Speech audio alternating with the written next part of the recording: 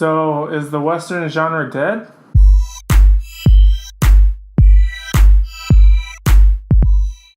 Hey guys, happy Tuesday. So today for Trailer Tuesday, we're going to be talking about what came out last week was the first trailer for The Magnificent Seven. And I have to say this has to be the first Western movie that I'm actually excited about in a very long time. Now the Western genre has pretty much been dead, or at least on its last leg, since Clint Eastwood and John Wayne pretty much left doing Westerns a long time ago, back in like the 60s and probably 50s.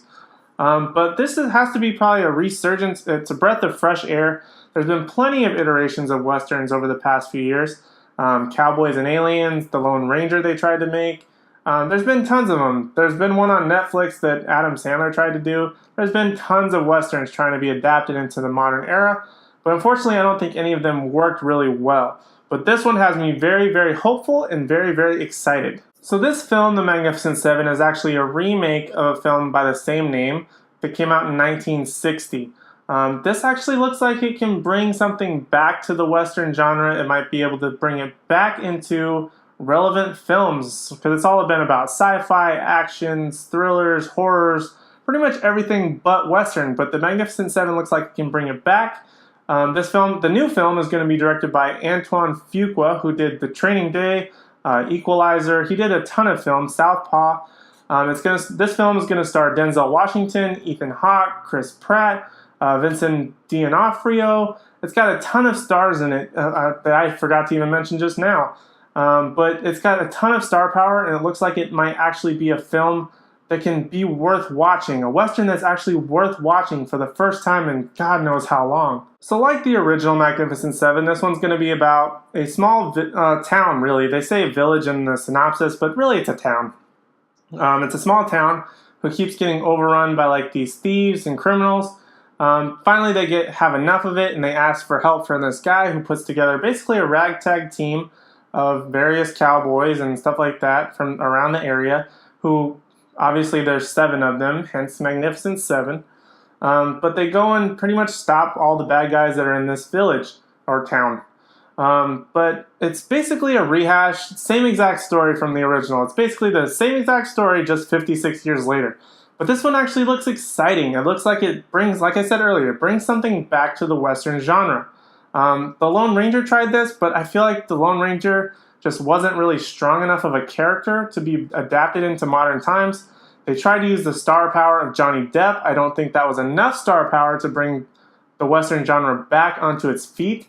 But with a cast like this one, I don't think they can really go wrong. I mean, it looks like this is a group of guys and girls, really, who are relevant and who can actually breathe some fresh life into the genre. Another film that tried to make a large cast into something special in a Western type of genre was with Cowboys and Aliens. This film was based on a comic book, I believe, but for some reason it just didn't do that well. It had a lot of famous people in it. It had Daniel Craig, it had Harrison Ford. I don't know if you're going to count him as being famous, but Paul Dano and the little kid that was in Avatar, The Last Airbender. It was directed, I believe, by Jon Favreau, but for some reason it just didn't work that well for me.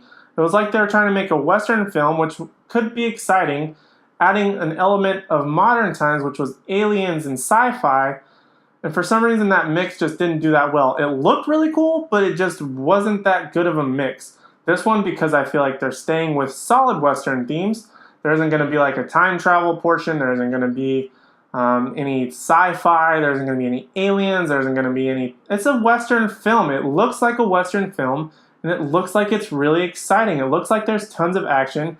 Looks like there's relatable characters with various different attributes who can really contribute to stopping the thieves in the town.